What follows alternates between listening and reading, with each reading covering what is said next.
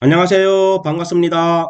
인생을 윤택하게 만드는 한문 고사성어 이야기 17번째 이야기입니다. 오랜만에 인사드렸습니다. 반갑습니다. 자, 오늘 강의할 내용은 주제가 뭐냐면 화면에 보이듯이 아침에 도를 들으면입니다. 이게 원문이 있는데요. 그 원문은 뭐냐면은 조문도 석사가이라 그래서 논어에 나오는 이야기고요. 공장님께서 하신 말씀입니다. 그래서 눈치채시는지 모르겠지만 오늘 핵심은 도입니다. 도.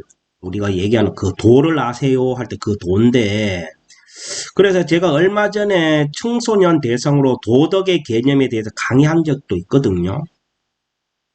그래서 동양 철학의 핵심 중에 하나인 이 도라는 것이 도대체 무엇일까? 라고 우리는 각자 스스로 반추해오고 있습니다. 되새겨보고 되새김하고 있는데요. 오늘 이 도에 대해 다시 한 번 더 강의해보고자 합니다. 그리고 이 강의가 끝나면 이어서 덕에 대해서 수업도 한번 해보고자 합니다. 그래서 끝까지 한번 들어주시고요. 부족한 강의지만 여러분한테 조금이나마 도움이 되었으면 합니다. 자, 우선 아까 전에 이게 오늘 핵심이 도라고 그랬잖아요. 그럼 도의 어원풀이가 있습니다. 한문학적으로. 우선 뭐냐면은 이 도라는 것은 글자를 분해를 하면 요 글자가 뭐냐면 시험시험 갈착입니다. 시험시험 갈착이고요. 그리고 안에 게 요게 뭐냐면은 머리 숫자입니다. 요게 합쳐져서 길도가 되었는데 여기서 이제 이 길이라는 것은 우리가 차가 가고 사람이 걸어가는 그런 길도 의미하지만은 이 동양 철학에서 도에서 이 길이라는 것은 그 이상입니다. 그 형이상학적인 길입니다. 따지고 보면 거기에 더 가깝다 봐야 돼요. 그래서 길도 중에 어떤 길이냐, 뭐 도리, 이치 이런 의미에 더 가깝다고 보시면 되겠죠. 어, 그 차가 가는 그런 길보다는 도리, 이치, 어떤 법도 이런 거를 의미한다 보시면 됩니다. 그래서 이 글자는 어, 이 하늘 있잖아요. 이 하늘이 인간을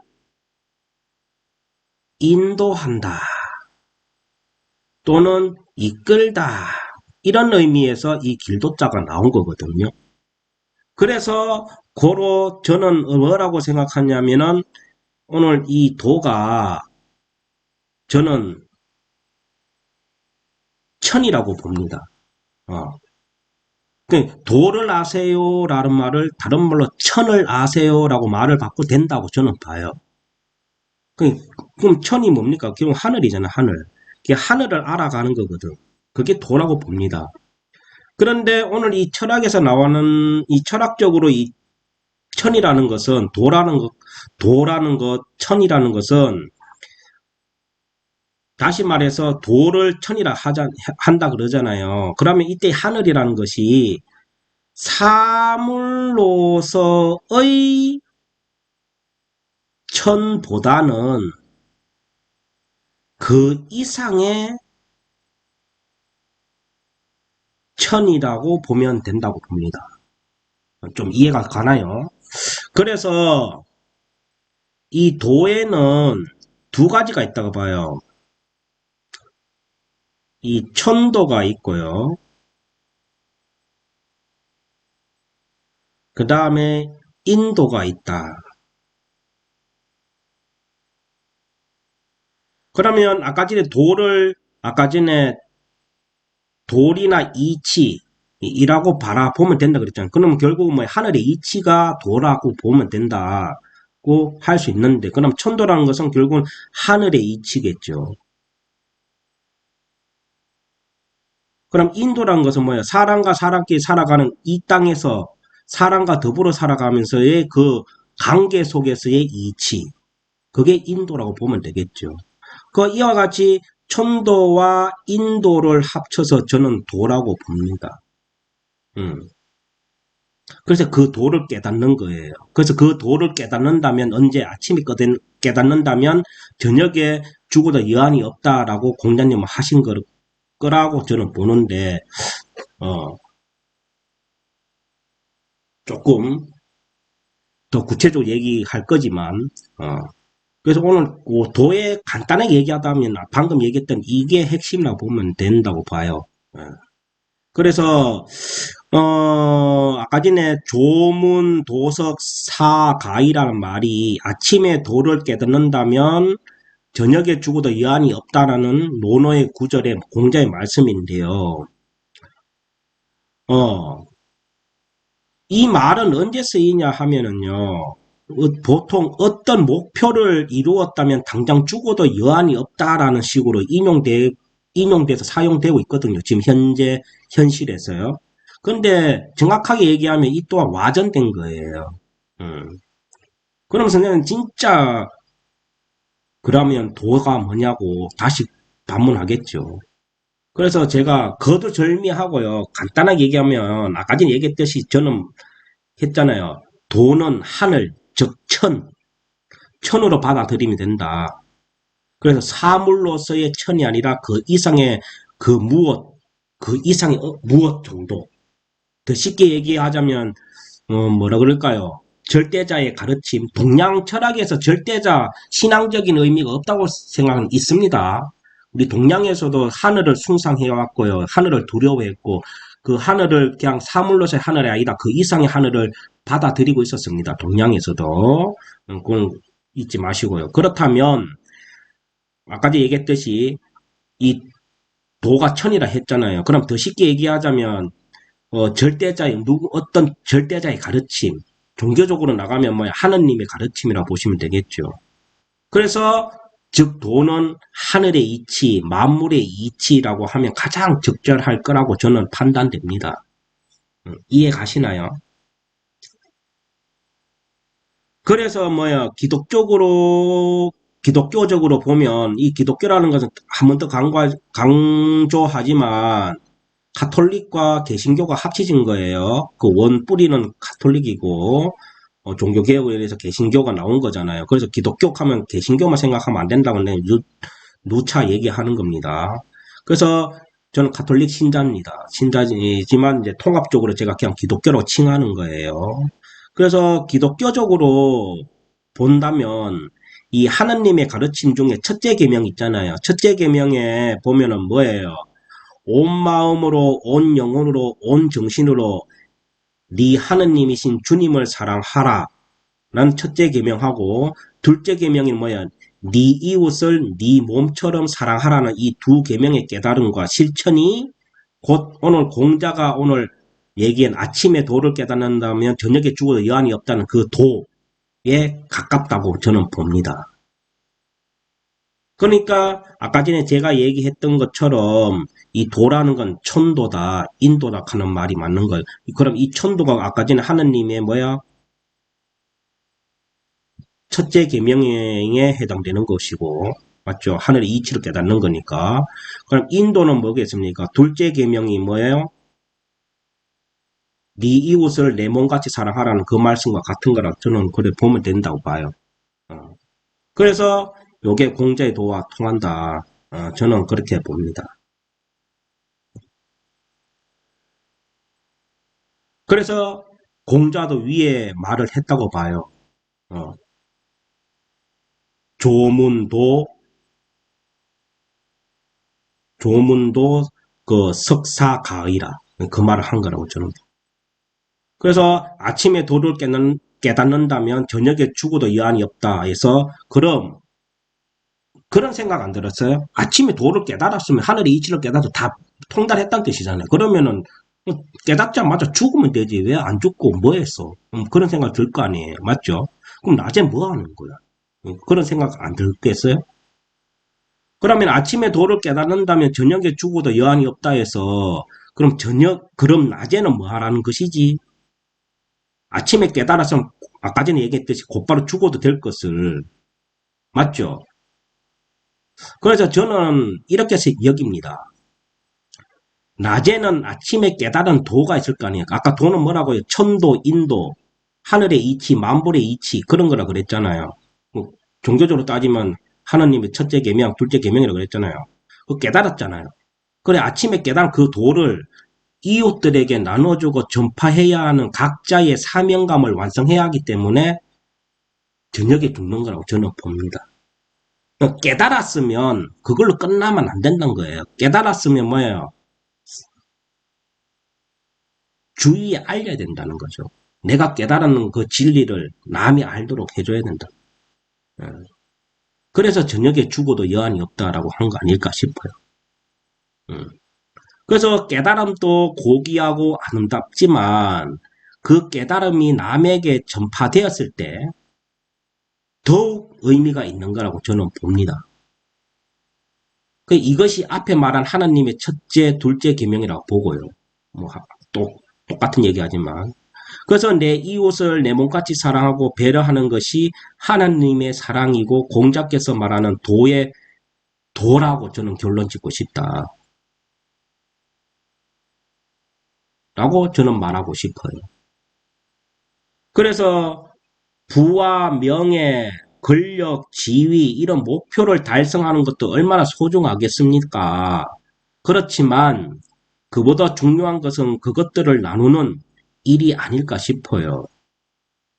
그 높은 성 안에 요즘 같으면 뭐야 아주 좋은 집 안에서 혼자서 즐기고 자기 식구끼리만 좋은 음식과 놀러 다니고 그 다음에 혼자만의 지식 자기만 갖고 있는 그 지식의 향연을 즐긴다면 그 아무리 훌륭한 것을 얻었다 한들 행복하겠습니까? 이런 사람들은 사회에서는 아무런 의미도 없어요. 나눠야 된다는 거예요. 어. 그러니까 현실로 가자면 뭐야 기업이 돈을 벌었다면 고객과 사회와 나누고 또 사람이 명예와 지위를 얻었다면 그것을 주변인들을 들한테 나누는 것이야말로 진정한 목표를 달성한 것이라고 저는 봅니다. 그게 곧 오늘 공자가 얘기했던 조문도 석사가이라라고 한 거라고 저는 봅니다. 아침에 도를 깨닫는다면 저녁에 죽어도 여한이 없다. 이 말에 가깝다고 저는 봅니다. 이해 가십니까? 그래서 결국은 결론적으로 얘기하면 동양에서 얘기한 이 도는 하늘이다. 하늘의 이치다. 또 사람과 사람 관계 속에서의 그 이치다. 그래서 그걸 깨달았으면 어떻게 된다? 나누어야 된다. 그래서 배려하고 나누고 이러한 삶 속에서 살아야 된다. 이것이 결국은 도다. 라고 결론 지을 수 있겠죠. 그래서 나만 갖고 있다는 것은 내 것밖에 안 되는 거예요. 솔직한 말로. 이 좋은 것을 뭐야? 이웃과 같이, 내 주위 사람들과 같이 공유하고 나누고 한다면 그 얼마나 좋겠습니까?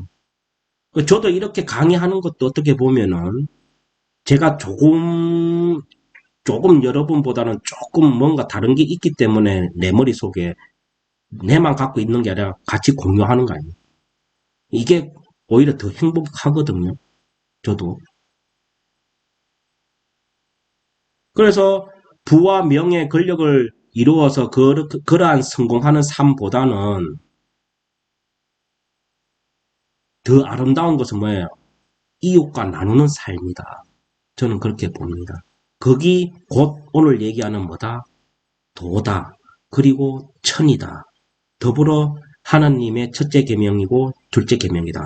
저는 그렇게 결론 짓고 싶습니다. 좀 짧게 했는데 오늘 강의가 뭐 그렇게 길게 할 필요는 없을 것 같아서 좀 짧게 됐는데요. 한 번 더 얘기하자면 오늘 주제인 아침에 도를 들으면 조문도 석사가이라. 아침에 도를 깨닫는다면 저녁에 죽어도 이한이 없다. 난 이 말을 아까 얘기했더니 어떠한 목표를 정했는데 그 목표를 이루어서 기쁘다. 그래서 죽어도 좋다. 그럴 때서 먹으라 한 말은 아니고요. 다시 말해서 얘기하자면 이 도라는 개념을 너무 어렵게 받아들이지 말고 그냥 하늘의 이치를 깨닫고 그 하늘의 이치대로 살아가고 하는 것이 그 도다라는 것만 좀 기억해 주시고 너무 쉽게 얘기하면 뭐겠습니까? 하늘의 이치라는 게 뭐 그렇게 어려운 건가요? 뭐냐면은 봄이 가면 여름이 오고 여름이 가면 가을이 오고 가을이 가면 겨울이 오고 겨울이 가면 봄이 오듯이 이러한 흐름이 사이클이 뭐야? 하늘의 이치예요. 사람으로 따지면 뭐야? 태어나고 자라고 늙고 병들고 죽고 이러한 사이클이 인간의 도리 아니겠어요? 이치고 더불어 하늘의 이치고 그런 거예요. 근데 만약에 이게 이대로 안 돌아가고 이 사이클대로 안 돌아가고 건너뛴다 생각해 봅시요. 그러면 그거는 이치에 맞나요? 이치 안 맞거든. 그럼 세상이 어떻게 되겠습니까? 굉장히 혼란하겠죠. 혼동이 오고 암흑세계가 되겠고 아니면 이 종말이 오겠죠. 어. 그러니까 그렇게 되지 않도록 하기 위한 그러한 삶 전체가 저는 도다. 곧 하늘의 이치를 따르는 것이다. 지키는 것이다. 저는 봅니다. 그래서 도를 너무 어렵게 생각하지 마시고요. 오늘부터라도 내 이웃들에게 사랑을 나누고 내 지식을 나누고 한쪽도 좋으니까 내가 갖고 있는 것을 남과 같이 더불어 사는 그러한 삶을 산다면 여러분 삶은 도에 가깝다고 봅니다. 그리고 오늘 공자가 말씀하신 조문도 석사가이라고 저는 믿어 의심치 않습니다. 알겠죠? 그렇게 해서 오늘 강의 좀 짧게 했습니다. 도를 너무 어렵게 여기지 마십시오. 하늘의 이치만 기억하십시오. 하늘의 이치대로 살고 하늘의 이치에 어긋나지 않게 살고 하는 것이 도다. 거기 곧 종교적으로는 하느님의 첫째 계명이요 둘째 계명이다. 이런 것만 좀 기억해 주시고 내 이웃이 곧 도다 하는 걸 꼭 기억하시기 바랍니다. 그래서 짧지만 요걸로서 도에 관한 강의를 이걸로 마치고요. 요거 끝나면 이어서 바로 도와 세트인 뭐요? 덕에 대해서 또 강의를 한 번 더 하겠습니다. 자, 그러면 부족한 강의 이렇게 들어주셔서 고맙습니다. 자, 그러면 좀 이따 잠시 뒤에 덕 강의에서 만나 뵙겠습니다. 자, 그럼 마치겠습니다. 차렷, 경례.